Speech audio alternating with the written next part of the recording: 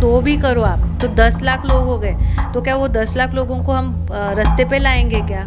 उनके ऊपर टंगती तलवार है कि मेरा घर आज टूटेगा या कल टूटेगा। वो स्कूल की भी हालत ऐसी थी, छत टपक रहा था, गिरने को आई थी।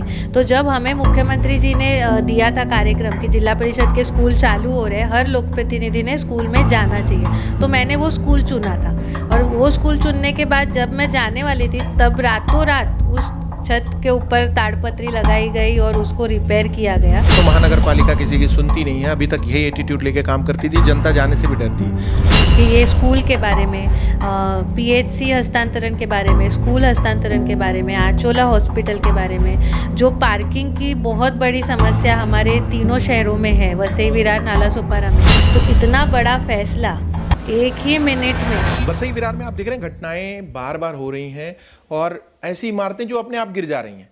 इन इमारतों की जो समस्या है, 90% लोग शहर में रहते हैं। ऐसे में क्या होगा जब एक साथ ऐसी जगह जगह इमारतें गिरनी शुरू हो जाएंगी और ऐसी घटनाएं होंगी और लोग कहेंगे कि यही परिवर्तन है, क्योंकि इसमें भी लोग कह रहे थे कि यही परिवर्तन है, जबकि वो इमारतें बहुत पुरानी बनी हुई हैं। लोगों को समझ में नहीं आ रहा है कि क्या बोला जाए, क्या किया जाए। लोग अचानक से रास्ते पर आ जा रहे हैं और उसमें मारे गरीब जा रहे हैं, जिनके पास खाने कमाने के लिए दिन के पैसे नहीं होते, वैसे लोगों का सामान भी दब गया। ऐसी बड़ी समस्या हुई।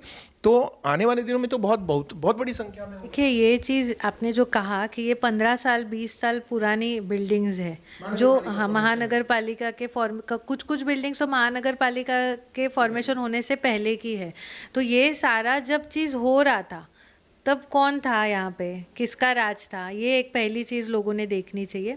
और दूसरी चीज़ ये है कि सवाल तो पूछने का सबको अधिकार है। सवाल लोग पूछ रहे हैं, उनको जवाब भी हम लोगों से उत्तरदायी है, हमें जवाब भी देना है।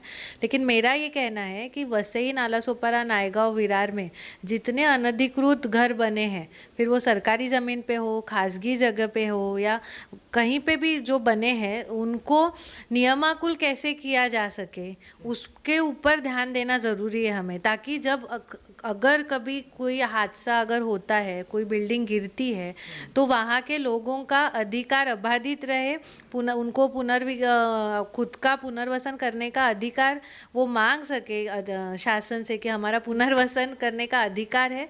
तो ये चीज़ मांगने के लिए क्या कर सकते हैं कि जो 2011 से पहले के जो घर है अनधिकृत है, फिर वो लोड बेरिंग हो, चाली हो, झोपड़ी हो, ये सारी नियमाकुल करने का संरक्षण 2018 के सर्वांसाठी घरे या महाराष्ट्र सरकार ने ये जीआर निकाला है और उसमें संरक्षण दिया है कि जो वन क्षेत्र सार्वजनिक जो सार्वजनिक प्रोजेक्ट के लिए जो जगह रहती है, वो जगह छोड़ के गायरान ज़मीन और वन क्षेत्र, ये 3 जगह छोड़ के अगर आपका कहीं पे भी घर है, अनधिकृत बांधकाम है और उसका पुरावा 2011 से पहले का आपके पास उसका रहिवासी पुरावा है, तो आपका घर नियमाकुल हो सकता है।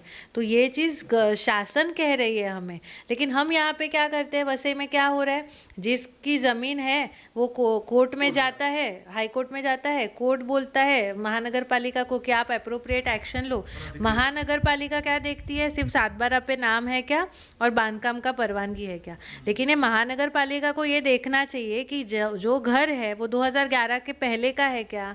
अगर 2011 के पहले का है तो उसका नियमाकुल करना चाहिए महानगर पालिका ने, ना कि तोड़ना चाहिए। तो ये चीज़ मैंने बार बार मैं महानगर पालिका के अधिकारियों को भी मैंने बोला है, मैं ये अभी लिखित स्वरूप से उनको देने वाली हूँ।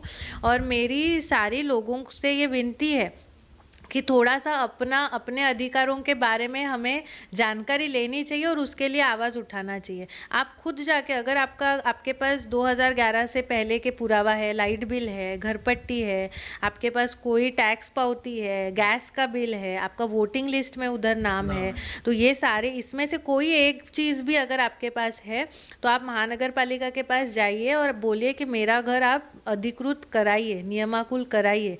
ये जाके हमें अर्जी भी करनी चाहिए और महानगर पालिका ने खुद ने सुमोटो इसका एक सर्वे करना चाहिए कि जितने अनधिकृत बांधकाम है उसमें 2011 से पहले के कितने घर है और उनको नियमाकुल करने का प्रोसेस महानगर पालिका ने शुरू करना चाहिए। तभी जाके जो आज लाखों 5 लाख लगभग घरपट्टी अनधिकृत हम दे रहे हैं महानगर पालिका में, तो क्या 5 लाख लोगों को या 5 लाख × 2 भी करो आप, तो 10 लाख लोग हो गए, तो क्या वो 10 लाख लोगों को हम रास्ते पे लाएंगे क्या? उनके ऊपर टंगती तलवार है कि मेरा घर आज टूटेगा या कल टूटेगा। तो इसके बारे में पता करके महानगर पालिका ने एक सर्वे करके इसका प्रोसेस शुरू करना चाहिए। और दूसरी बात, नया अनधिकृत बांधकाम होने से रोकना चाहिए। ये 2 बातें हैं। हमारे शहर को अगर हमें स्वस्थ रखना है, सुंदर रखना है, तो ये 2 चीज़ें करनी ज़रूरी है। जो पहले के अनधिकृत बांधकाम है उनको नियमाकुल करना और नए अनधिकृत बांधकाम होने नहीं देना, ये 2 चीज़ें करनी बहुत ज़रूरी है, ऐसे मुझे लगता है। समय का अभाव है, आप बहुत सारी चीज़ें आपने बहुत मार्गदर्शन किया और जनता को ये समझना चाहिए कि उनके अधिकार क्या हैं। साफ तौर पे कहें तो महानगर पालिका किसी की सुनती नहीं है, अभी तक यही एटीट्यूड लेके काम करती थी, जनता जाने से भी डरती है। उनसे टैक्स वसूला जाता है ज़बरदस्ती, जेसीबी दिखा के टैक्स वसूला जाता है, उनका घर तोड़ के भी घर पट्टी वसूली गई, यहाँ का इतिहास है। ऐसे में लोग डरे हुए हैं कि उनका घर बच जाए, बड़ी बात है। तो इस सारे का प्लान एक ऐसा प्लान है जिसमें एक राहत मिल सकती है। अब हम लोग फास्ट ट्रैक पे खाली ये पूछेंगे कि 3 अधिवेशन आपने किए, लोग परिवर्तन के लिए जानना चाह रहे हैं। तो सबसे पहले ये आया कि अभी हाल फिलहाल में स्कूल का जो मुद्दा आपने सॉल्व किया, वो कब तक इम्प्लीमेंट हो जाएगा और उसमें एक्चुअल में आपने डिमांड करके किस तरीके से उसको लाया है ट्रैक पे? मिश्रा जी, जब से मैं चुन के आई तब भी अभी ये तीसरा अधिवेशन है। आप अगर देखेंगे तो पहले अधिवेशन में भी मैंने मुद्दा उठाया था। जब राज्यपाल के अभिभाषण पे चर्चा हुई थी, तभी सम्माननीय राज्यपाल जी के भाषण पे चर्चा करते हुए मैंने ये स्कूल का मुद्दा उठाया था कि 15 साल हुए महानगर पालिका को बने हुए, लेकिन एक भी महानगर पालिका की स्कूल नहीं है। जिला परिषद के 116 स्कूल है, उनको हस्तांतरित नहीं किया गया है, तो वो जल्दी से जल्दी किया जाए। और तभी से मैं लगातार इस बारे में फॉलोअप ले रही हूँ। मैंने 15 फरवरी को ही हमारे मुख्यमंत्री सम्माननीय देवेंद्र जी, इनको एक पत्र लिखा था, निवेदन दिया था कि ये स्कूल के बारे में, पीएचसी हस्तांतरण के बारे में, स्कूल हस्तांतरण के बारे में, आचोला हॉस्पिटल के बारे में, जो पार्किंग की बहुत बड़ी समस्या हमारे तीनों शहरों में है, वसई, विरार, नालासोपारा में, तो उसके बारे में कुछ सॉल्यूशन निकालने के लिए एमएमआरडीए के प्रलंबित प्रस्ताव है। तो इन सारी बातों के लिए आप एक बैठक आयोजित कीजिए। ये 15 फरवरी को मैंने उनको पत्र दिया था और लगातार उस चीज़ का मैं फॉलोअप ले रही थी। फिर अभी मुझे इस अधिवेशन में मौका मिला तो 40 जिला परिषद के बच्चों को मैं विधानसभा दिखाने लेके गई, 5th, 6th, 7th, 8th, 5th से 8th स्टैंडर्ड के बच्चों को। उसमें एक सोहम नाम का लड़का था। वो सोहम नाम का लड़का सालोली की स्कूल है जिला परिषद की, वहाँ पे पढ़ता है। वो स्कूल की भी हालत ऐसी थी, छत टपक रहा था, गिरने को आई थी। तो जब हमें मुख्यमंत्री जी ने दिया था कार्यक्रम कि जिला परिषद के स्कूल चालू हो रहे हैं, हर लोक प्रतिनिधि ने स्कूल में जाना चाहिए, तो मैंने वो स्कूल चुना था। और वो स्कूल चुनने के बाद जब मैं जाने वाली थी, तब रातों रात उस छत के ऊपर ताड़पत्री लगाई गई और उसको रिपेयर किया गया। तो उस बच्चे को मैंने चुना, मुख्यमंत्री जी के सामने मैंने उस बच्चे को रखा। वो बच्चा स्कूल के जाने के बाद 10 घरों में काम करता है, झाड़ू मारता है, घास काटता है, बर्तन घिसता है। उसका घर का आधा बोझा उसके कंधे पे है। तो मैंने सम्माननीय मुख्यमंत्री जी को यही कहा कि इसके सोहम जैसे बच्चे ही जिला परिषद स्कूल में जाते हैं, इनके जैसे बच्चों को वो स्कूल की ज़रूरत है, तो हमारा कर्तव्य है उनको वो स्कूल देना। और उसके दूसरे ही दिन इतने संवेदनशील हमारे मुख्यमंत्री है, ये हमारा भाग्य है कि देवेंद्र जी जैसे संवेदनशील मुख्यमंत्री हमारे पास है। दूसरे ही दिन उनके ऑफिस से रिप्लाई आया कि सर ने कहा है वसई की मीटिंग लगानी है, आप मुझे 4 विषय दीजिए, उस पर हमें मीटिंग लगानी है। और उससे तभी से, मतलब पिछले हफ्ते से ये सारी चीज़ें हुई, वो मीटिंग हुई जो, और तभी तुरंत हमने ये विषय रखा पहला ही कि इतने साल हुए, 15 साल हुए हैं, स्कूल अभी तक हस्तांतरित नहीं किया गया। जिला परिषद महानगर पालिका से वो ज़मीन का मुआवजा मांग रही है। तुरंत 1 मिनट भी ना गवाते हुए मुख्यमंत्री सर ने उधर ही कहा कि तुरंत ये मंत्रिमंडल में ये विषय लिया जाए, अगले मंत्रिमंडल की बैठक में, और बिना मूल्य सारे स्कूल महानगर पालिका को हस्तांतरित किए जाए।